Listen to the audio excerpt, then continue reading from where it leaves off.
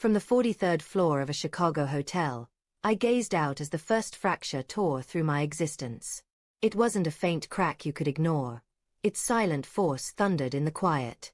On a video call, she sat in our bedroom, her smile radiant, her voice tender as she spoke of longing for me. Her hair, slightly mussed, fell in that familiar, soothing way.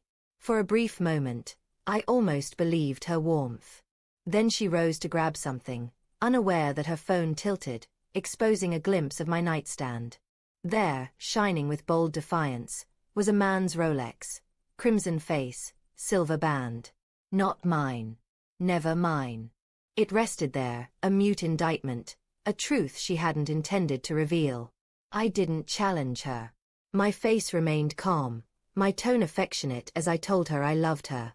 When the call ended, I sat alone in the shadowed hotel room, the Chicago skyline stretching endlessly before me, its glow unable to breach the certainty that everything had shifted. 7 years of marriage tethered us, high school lovers who braided our lives through college, our families knotted like the roots of an ancient oak. We had rituals, slow Sunday mornings with coffee on the veranda, meandering drives to nowhere, her double hand clasp in crowded spaces to whisper, "I'm by your side." I trusted her like the earth beneath my steps. That was my first error. She knew my travel schedule, the days I'd be absent, untied from home. I threw myself into my work. She shaped our sanctuary. That was our deal. But somehow, that sanctuary became a stage for another man's part. I replayed the missed hints, the new fragrance she wore, the extended showers, the abrupt hush when I entered a room. The signs were scattered, but I'd refused to connect them. Now, the truth was unmistakable. The next morning, I booked the earliest flight home, giving no notice. Staring at my reflection in the plane's tiny window, I was strangely composed.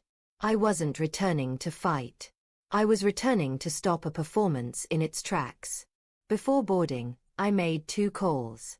First, to her parents, my tone cheerful as I shared I had a surprise for their daughter, asking them to come to our house that morning, saying it would mean the world. The second was to a locksmith, a man indebted to me from years of business dealings.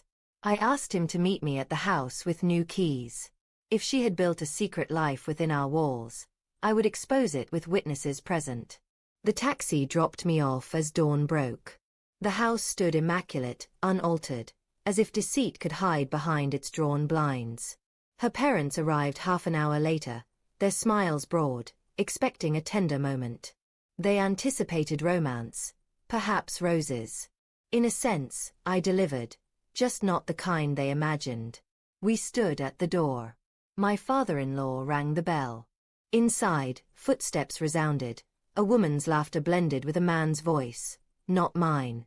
The door opened. My wife stood motionless.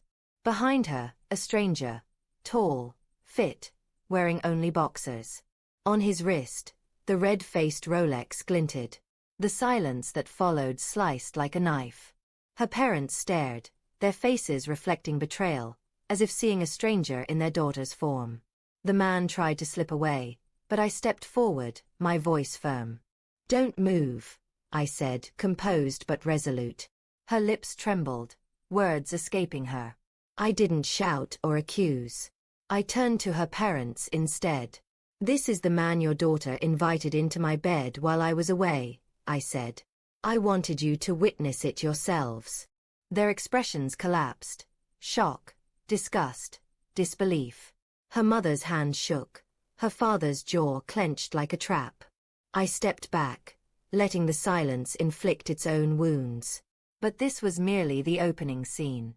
For weeks, my instincts had whispered, and I'd acted discreetly. I'd transferred half our savings to a private account, quietly revised my will, and secured copies of our joint finances, passwords, and records. That morning, after the confrontation, I handed her parents an envelope. Inside were printed messages pulled from the cloud, photos, hotel receipts, undeniable proof. I told them I'd already begun divorce proceedings, protected my finances, and ensured she'd claim no more than the law permitted. Then I faced her. "You made this choice," I said. "Now you live with it." Tears streamed down her cheeks. She begged, called it a mistake, swore it meant nothing. But the Rolex on his wrist spoke louder. It was meaningful enough to bring him into my sanctuary, to my side of the bed. I told her parents they could stay or leave with her, but she was no longer welcome here. The locksmith changed the locks before noon. In the weeks that followed, she tried everything. Phone calls, emails, handwritten notes left on my car. I never replied. The divorce moved forward cleanly, no drawn-out battles. She received less than she expected, and I gained something priceless: clarity. Her parents hardly spoke to her, the public shame too raw. The man vanished, likely realizing she wasn't worth the wreckage. Sometimes, I still see her face in my mind, stunned, unmasked, as her web of lies unraveled before her parents.